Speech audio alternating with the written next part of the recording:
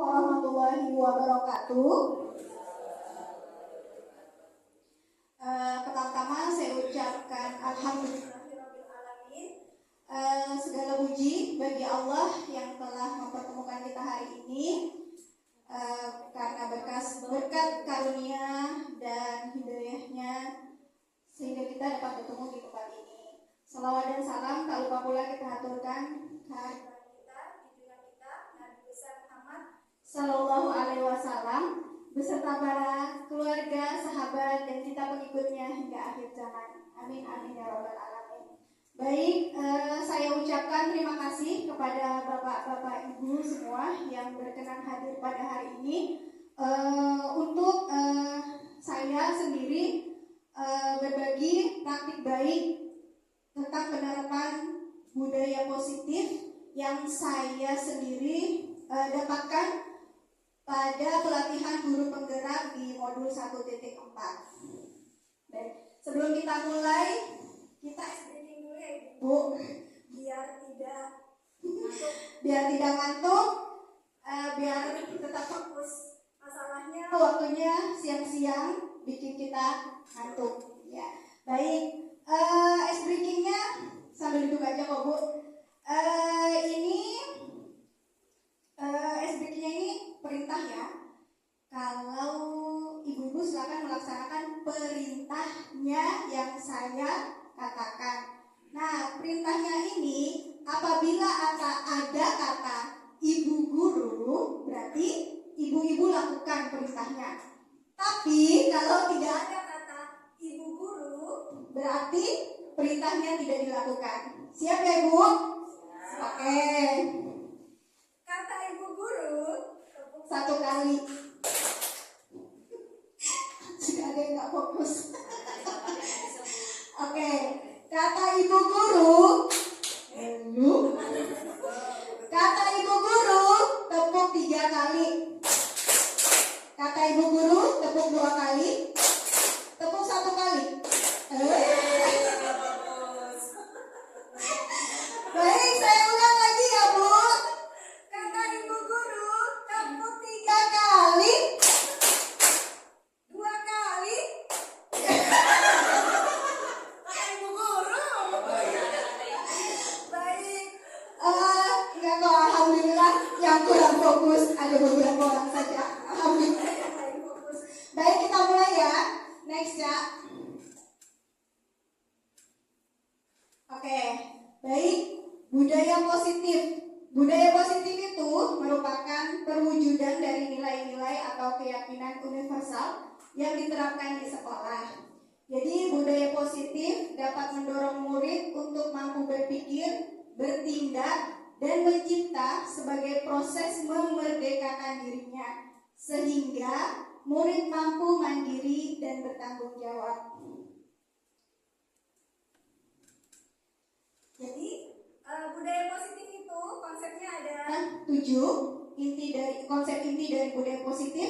Yang pertama yaitu perubahan paradigma belajar, yang kedua disiplin positif, yang ketiga kebutuhan dasar manusia, yang keempat motivasi perilaku manusia, yang kelima posisi kontrol guru, yang keenam keyakinan kelas, dan yang ketujuh yaitu segitiga restitusi. Baik, kita akan bahas satu persatu. Dari yang pertama yaitu perubahan paradigma belajar. Jadi pembelajaran dengan paradigma baru merupakan pembelajaran yang dirancang berdasarkan prinsip pembelajaran yang berdiferensial, sehingga para peserta didik belajar sesuai dengan kebutuhan, tahap perkembangan, dan sesuai dengan teori psikologi modern untuk mewujudkan profil pelajar Pancasila. Jadi pembelajaran yang berdiferensial itu pembelajaran yang sesuai dengan kebutuhan anak, kebutuhan peserta didik sesuai dengan kemampuan anak didik. Baik, kita lanjut, yaitu yang kedua ada disiplin positif. Ya, disiplin positif itu adalah pembiasaan yang baik yang mencakup sikap atau perilaku maupun tutur kata oleh seluruh warga sekolah, terutama bagi murid, agar dapat berkembang menjadi pribadi yang kritis, mandiri, dan bertanggung jawab. Nah, kita sebagai guru atau pendidik, tujuan kita adalah menciptakan peserta didik yang memiliki disiplin diri, sehingga mereka mengacu kepada nilai-nilai kebajikan universal dan memiliki motivasi dalam diri menuju perubahan perilaku ke arah yang lebih baik. Jadi, konsep inti dari budaya positif yang ketiga yaitu ada kebutuhan dasar manusia. Jadi kebutuhan dasar manusia itu merupakan unsur-unsur yang dibutuhkan oleh manusia dalam menjaga keseimbangan baik psikis maupun fisiologis. Terus kebutuhan dasar juga merupakan sesuatu yang kita lakukan untuk mendapatkan yang kita inginkan. Karena semua tindakan yang kita lakukan mempunyai tujuan agar kebutuhan dasar kita terpenuhi. Jadi ada 5 kebutuhan dasar manusia. Yang pertama yaitu bertahan hidup. Jadi manusia itu punya kebutuhan dasar bertahan hidup seperti butuh makan, butuh minum, tempat tinggal, keamanan, dan kesehatan. Yang kedua, kebutuhan dasar manusia itu ada kasih sayang dan rasa diterima. Jadi manusia itu butuh rasa diterima, butuh dipedulikan, butuh kerjasama, ya, menjadi bagian dari kelompok, ya, itu merupakan kebutuhan dasar manusia. Yang ketiga yaitu kebutuhan dasar penguasaan, harga diri, keinginan untuk dianggap, memimpin, berprestasi, diakui dan didengar. Kebutuhan dasar yang keempat yaitu kebebasan, ya. Kebebasan seperti mandiri, memiliki pilihan, mencoba hal baru, dan mampu mengendalikan arah dirinya. Dan yang kelima, kebutuhan dasar manusia yaitu bermain, humor, antusias, tertawa. Kalau kita orang tua senangannya healing, ya. healing, ya. Itu ada 5 kebutuhan dasar manusia, ada bertahan hidup, kasih sayang, merasa diterima, penguasaan, kebebasan, dan kesenangan.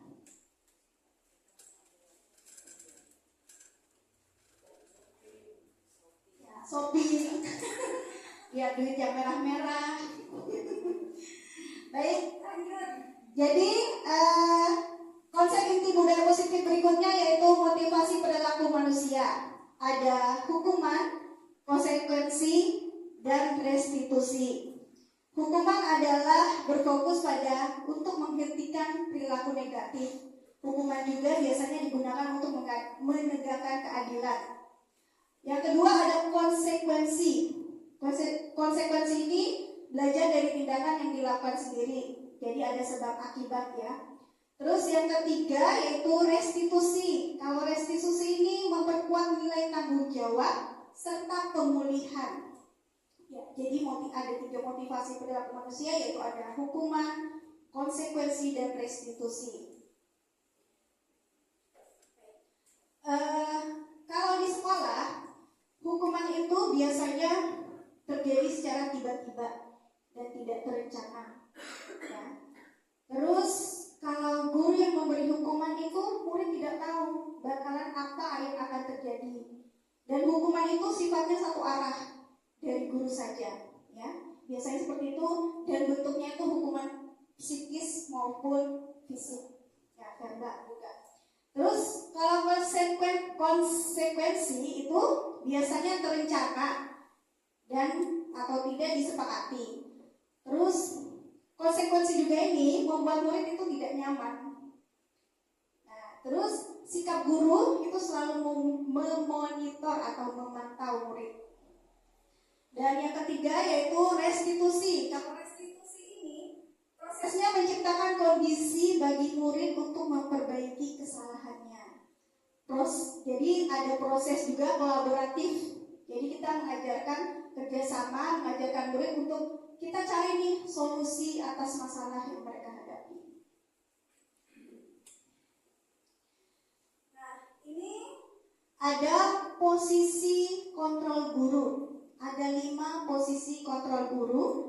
Yang pertama itu ada penghukum, yang kedua ada pembuat merasa bersalah, yang ketiga teman, yang keempat pemantau, dan yang kelima manajer. Jadi ada 5 posisi kontrol yang dimiliki guru, yaitu penghukum, pembuat merasa bersalah, teman, pemantau, dan manajer. Untuk memahami 5 posisi kontrol berikut ini, silahkan kita lihat video.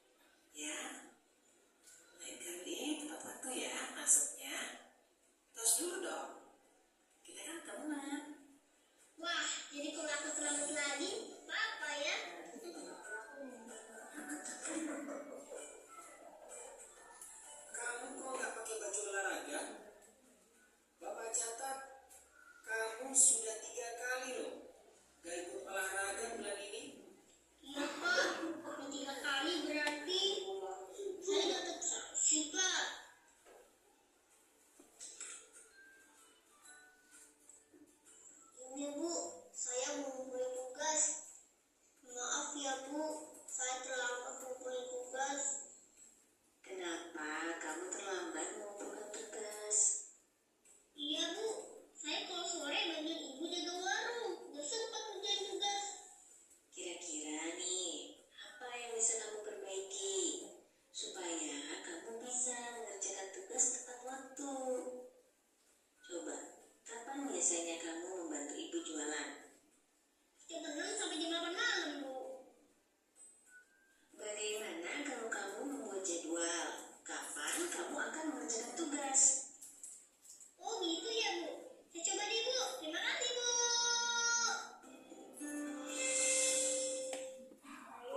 Dari video tadi ada 5 posisi kontrol guru.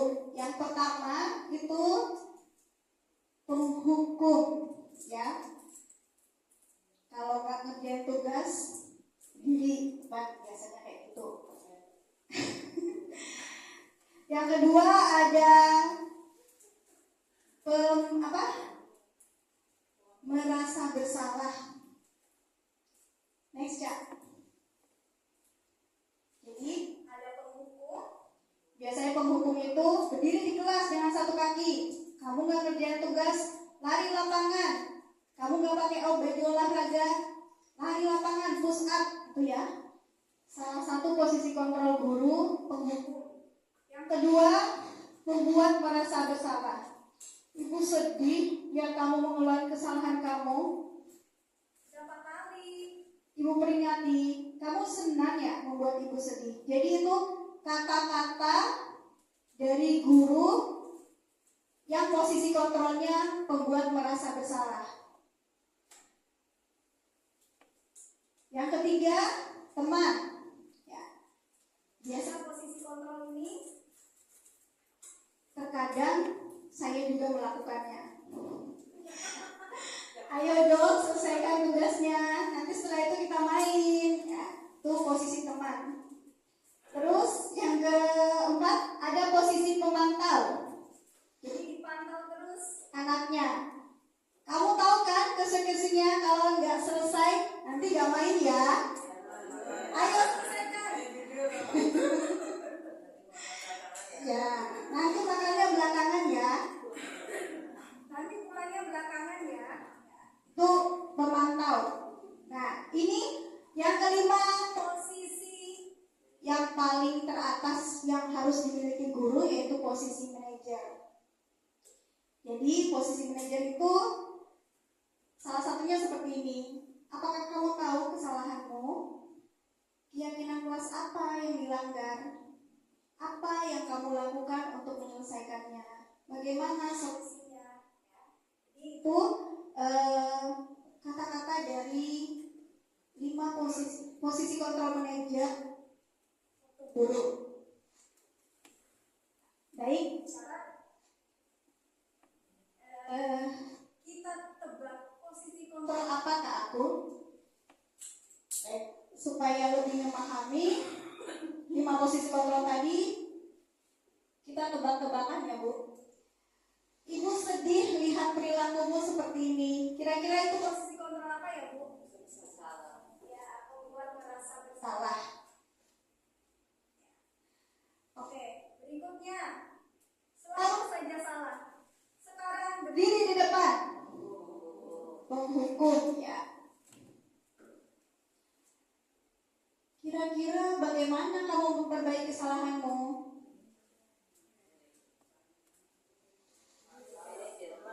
Pemantau, terus manajer. Ya, manajer ya. Berikutnya kerjakan. Nanti ibu bantuin ya. Iya, betul sekali. Kamu tahu kan akibatnya kalau nggak selesai, nggak makan. Pemantau. Ya, baik. Berarti ibu sudah memahami 5 posisi kontrol guru. Ada penghukum, memberi rasa bersalah, ada teman, pemantau, dan manajer. Dan semoga kita bisa memposisikan diri kita sebagai manajer. Ya, refleksi diri masing-masing ya Bu. Baik, berikutnya konsep inti dari budaya positif yaitu ada keyakinan kelas. Jadi keyakinan kelas itu kesepakatan yang diyakini bersama guru, murid, dan kepala sekolah juga warga sekolah dengan harapan dapat meningkatkan kedisiplinan murid. Keyakinan kelas berupa pernyataan universal dibuat dalam bentuk positif dan bersifat abstrak. Keyakinan kelas hendaknya tidak terlalu banyak sehingga mudah diingat dan dipahami oleh anak. Pembuat keyakinan kelas dibuat dengan mengutarakan pendapat dari murid. Jadi kalau kita biasanya disebut aturan kelas. Kenapa disebut peraturan kelas? Kenapa disebut keyakinan kelas bukan peraturan kelas? Ya, jadi ini contoh dari keyakinan. Kemarin saya buat keyakinan kelas untuk tugas saya di guru penggerak, yaitu ini untuk anak PAUD ya. Keyakinan kelasnya itu senyum, jaga kebersihan, saling membantu, sabar menunggu giliran, bermain bersama. Jadi keyakinan kelas itu tidak ada kata-kata negatif, semua kata-kata positif.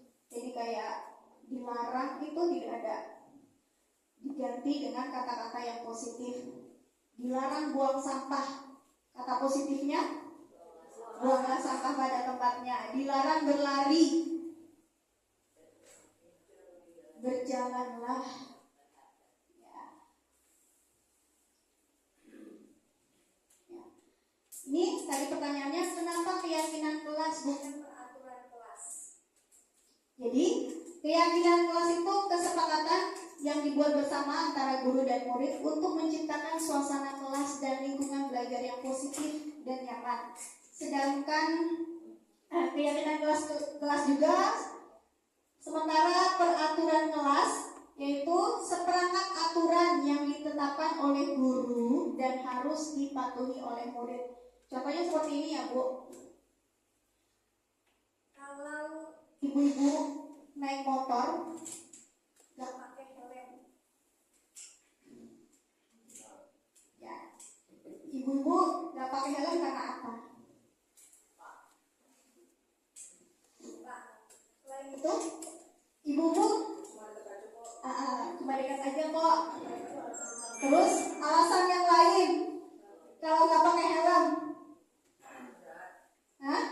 berat. Takut helmnya hilang. Terus takut ditilang polisi. Ya, biasanya seperti itu.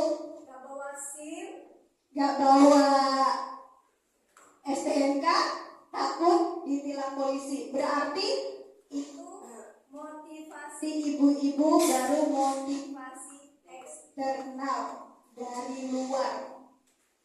Sementara kalau kita pakai helm untuk menjaga keamanan kepala kita, itu berarti motivasi dalam diri, keyakinan diri kita. Makanya disebut dengan keyakinan kelas, bukan peraturan kelas. Ya, kalau peraturan biasanya harus dan terkadang dilanggar. Ya. Terus motivasinya bukan dari dalam diri kita, motivasinya dari luar. Saya takut ditangkap polisi kalau nggak pakai helm. Ya. Kalau keyakinan berarti itu motivasi dalam diri kita.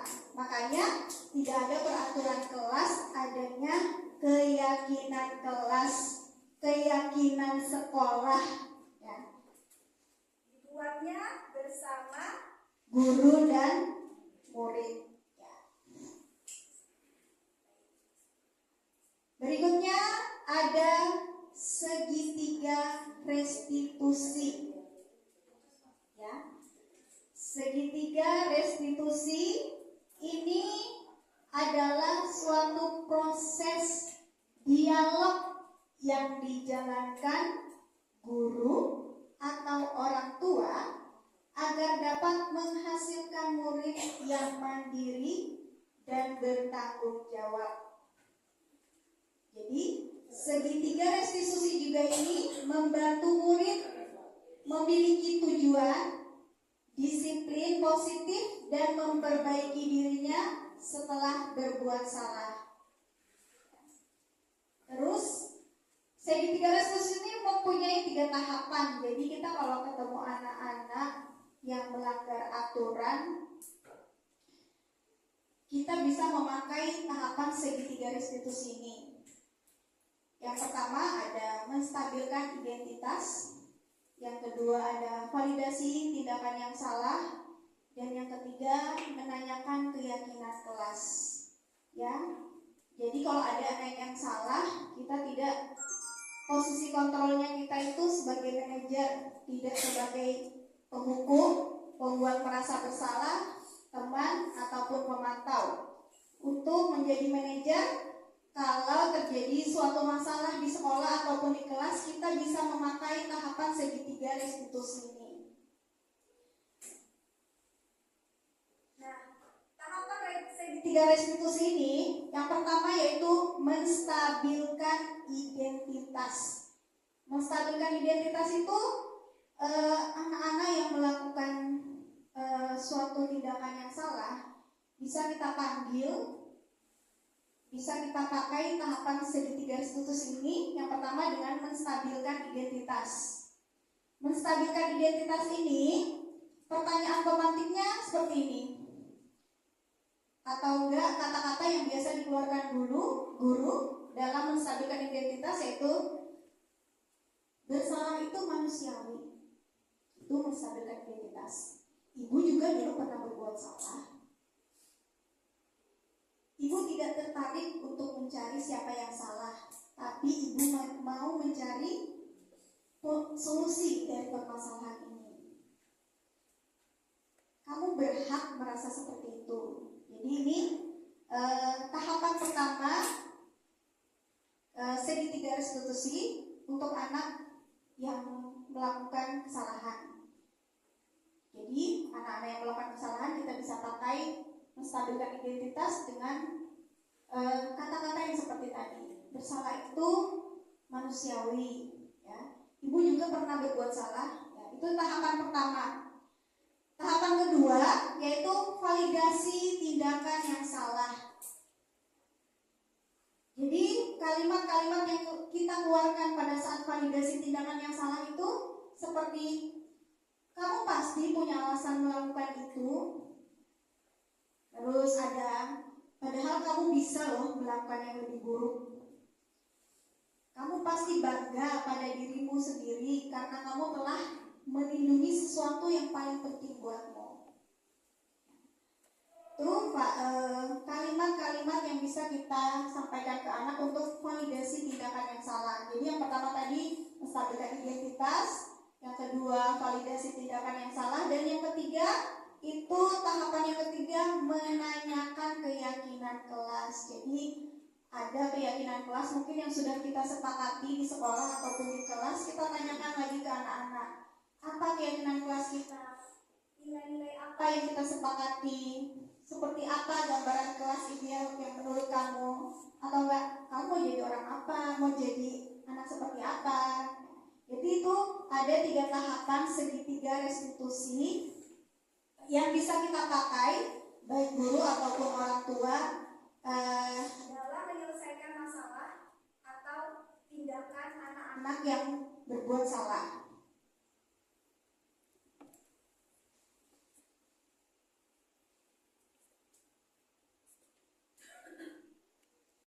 Saya, untuk anak didik saya, itu kemarin tindakan yang salah yang mereka lakukan yaitu bermain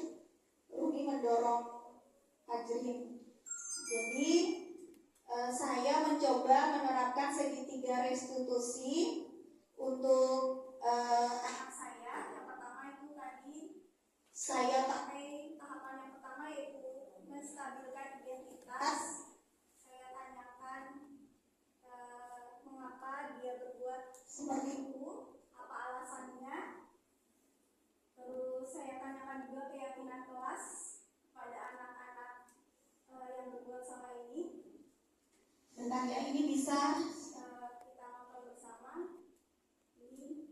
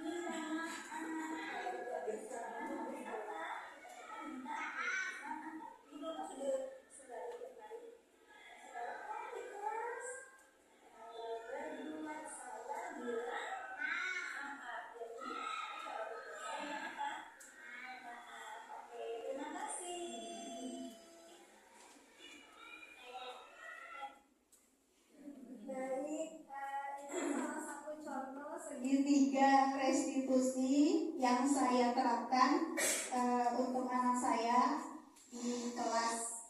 Jadi mungkin segitiga restitusi ini bisa juga dipakai untuk orang tua di rumah apabila ada anak mungkin yang melakukan tindakan yang salah. Jadi bisa kita pakai segitiga restitusi. Kita tidak langsung menghukum anak atau memberi hukuman, ya. rumah ada aturan-aturan rumah ya Bu, yang harus ditaati oleh anak-anak atau warga yang ada di rumah, anggota keluarga. Jadi mungkin dari sini dari budaya positif ini kita belajar tentang peraturan kelas, peraturan rumah. Mungkin kita bisa ubah dengan keyakinan kelas dan keyakinan yang ada di rumah ya. Bisa juga yang lebih besar keyakinan sekolah. Terus dari budaya positif juga ini kita belajar 5 posisi kontrol guru, bukan cuma guru ya, bisa juga dipakai untuk orang tua. Jadi mungkin dari 5 posisi kontrol guru ini kita bisa belajar nih, ternyata ada posisi-posisi kontrol yang biasa kita lakukan ya. Seperti tadi itu ada penghukum, pembuat merasa bersalah, pemantau, teman dan manajer ya. Jadi kita usahakan dari 5 posisi kontrol ini kita belajar menjadi posisi kontrol yang paling baik, yaitu posisi kontrol manajer ya, bukan hukum, pembuat merasa bersalah. Tetapi memang semua itu memang butuh proses untuk belajar. Terkadang dari 5 posisi kontrol itu kita memang masih terkadang refleks jadi penghukum, refleks jadi pemantau, teman ya. Jadi mungkin mulai dari sekarang kita belajar memposisikan diri kita sebagai manajer, baik untuk anak di rumah ataupun peserta didik kita di sekolah. Jadi mungkin yang tadi peraturan kelas yang bisa kita jalankan mungkin bisa kita ganti dengan keyakinan kelas yang disepakati kalau di rumah mungkin oleh anggota keluarga, dan untuk sekolah itu persetujuan guru. Ya, baik, terima kasih. Itu saja penyampaian presentasi saya hari ini tentang modul 1.4 budaya positif. Ada konsep inti dari budaya positif, saya ulang sekali lagi, ada disiplin positif, ada motivasi, perilaku manusia, terus ada kebutuhan dasar manusia, segitiga restitusi, keyakinan kelas. Jadi semoga apa yang saya sampaikan pada hari ini bisa bermanfaat dan bisa juga digunakan baik di rumah maupun di sekolah ataupun di kelas ibu-ibu semua. Terima kasih, saya tutup. Saya ucapkan sekali lagi terima kasih atas waktunya. Assalamualaikum warahmatullahi wabarakatuh. Waalaikumsalam warahmatullahi wabarakatuh. Bapak Ibu, mana-mana kamu mana?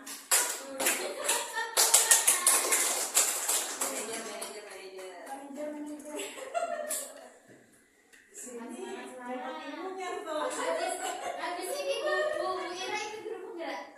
Mau.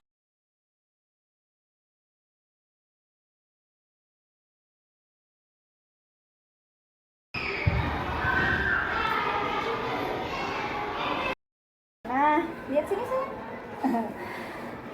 Bu Norma mau ajak ngobrol-ngobrol boleh? Boleh. Tangannya sayang biar nggak. Iya. Kabarnya gimana? Baik. Fajrin? Baik.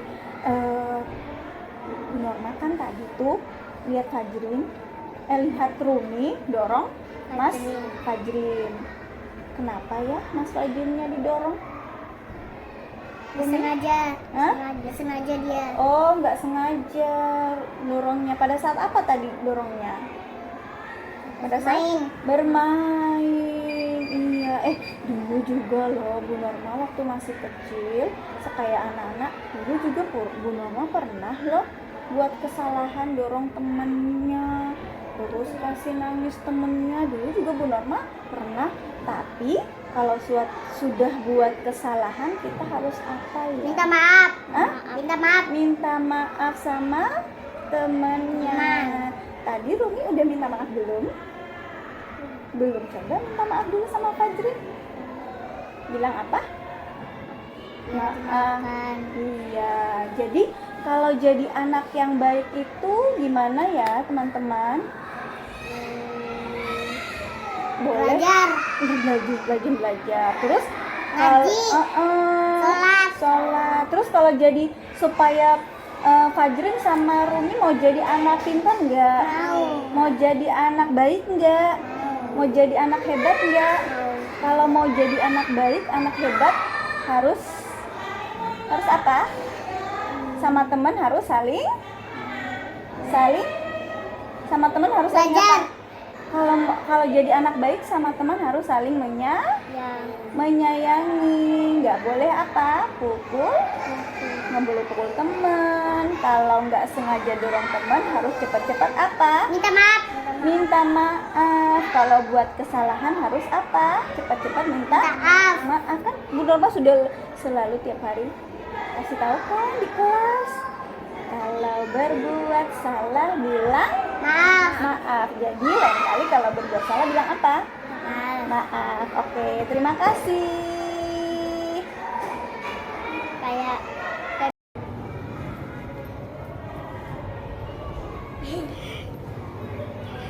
Nay datang terlambat ya? Nay, tadi kan Bu Norma lihat kemarin itu kan Nay itu terlambat ya ke sekolah datangnya. Kenapa Nay terlambat ke sekolah datangnya? Iya, karena apa? Terlambatnya? Nonton HP malamnya, tidurnya terlalu malam. Jadi Nay bangunnya terlambat. Oh, jadi ke sekolahnya juga terlambat. Ya, terus tahu nggak, Bu Guru juga dulu pernah terlambat naik ke sekolah. Iya, apa-apa. Bu Guru juga dulu pernah terlambat ke sekolah. Orang itu, manusia itu bisa nggak apa-apa melakukan kesalahan. Ya, jadi naik kemarin itu ke sekolahnya terlambat karena main HP, tidurnya kemalaman. Jadi bangunnya terlambat. Nah, Nay mau jadi anak hebat nggak sih? Mau. Kalau jadi anak hebat, kalau terlambat ke sekolah, anak hebat nggak ya? Kalau terlambat ke sekolah, anak hebat nggak ya? Enggak. Jadi kalau mau jadi anak hebat harus apa? Bangun pagi-pagi, datangnya ke sekolah harus cepet, harus tepat waktu biar teman-temannya belum berbaring. ya, biar ke sekolahnya datang tepat waktu, jadi anak yang disiplin. Oke, terima kasih Nay. Bilang apa? Oke.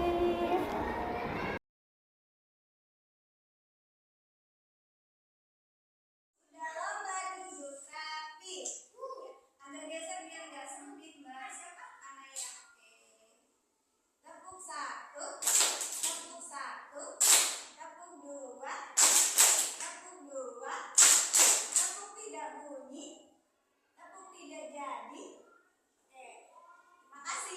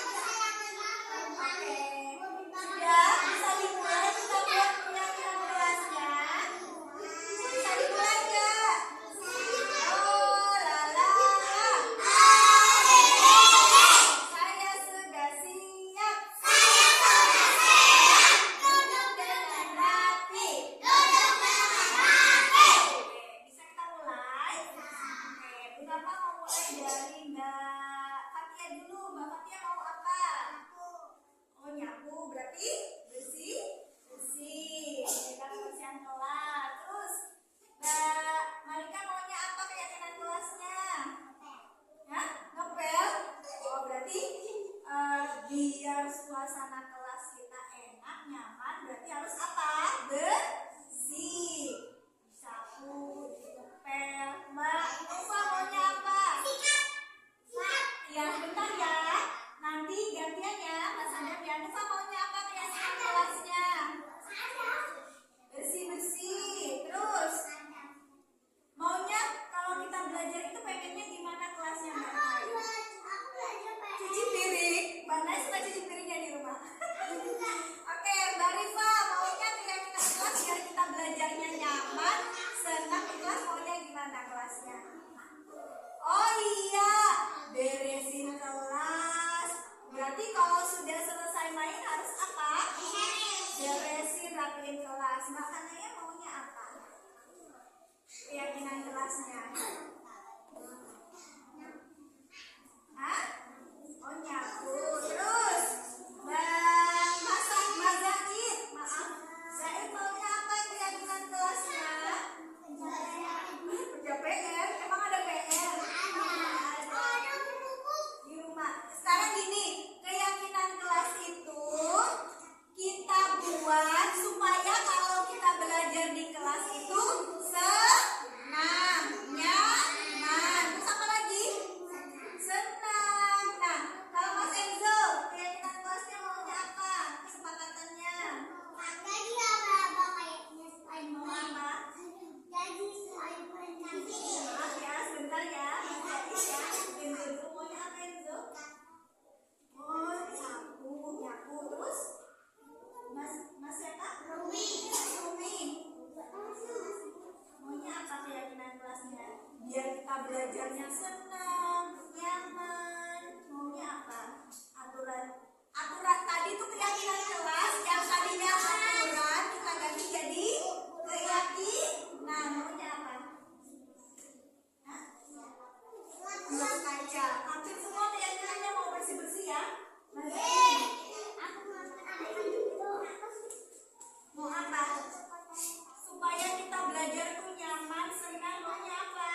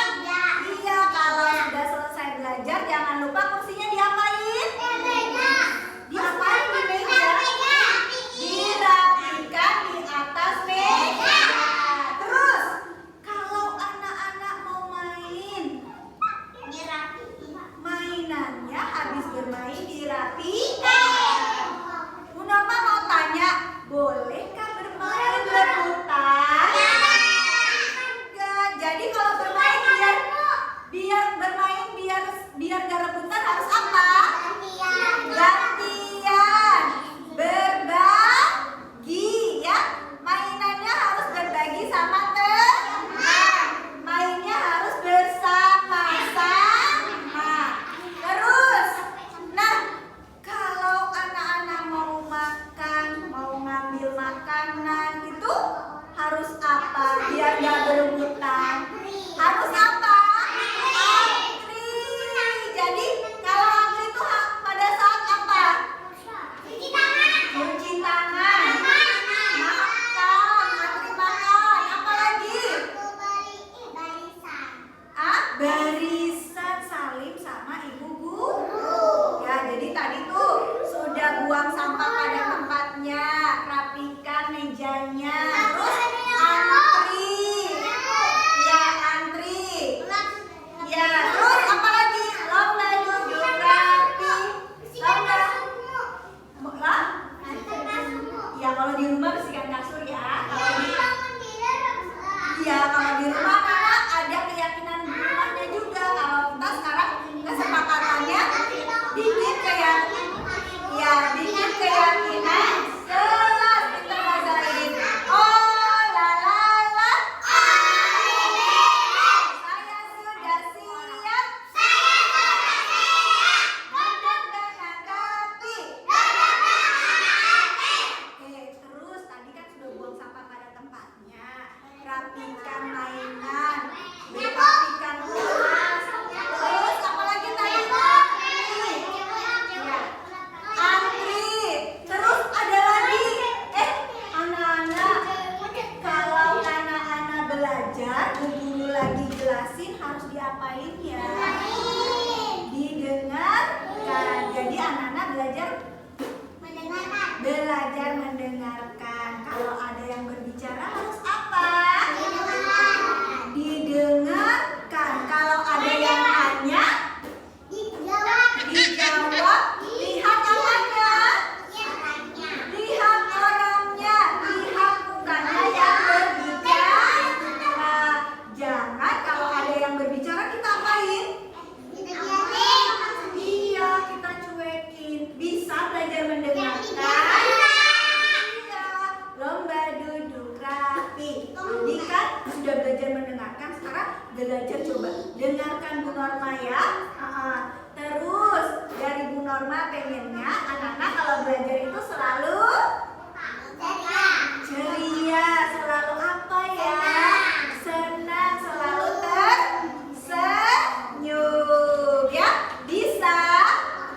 Bisa enggak? Oke, sekarang ya ada keyakinan kelasnya kita. Oh la la la. Tadi katanya kan sudah bilang sama Bu Norma kalau ada yang ngomong harus diapain? Didengarkan. Bisa didengarin? Bisa. Oke, lomba duduk rapi. Nah, kita berarti sudah sepakat ya ada keyakinan kelasnya. Apa tadi yang pertama? Buang sampah pada tempatnya supaya kelas kita apa? Bersih, sapu, ya menyapu. Terus apa lagi? Apel. Baiklah. Iya, bersihin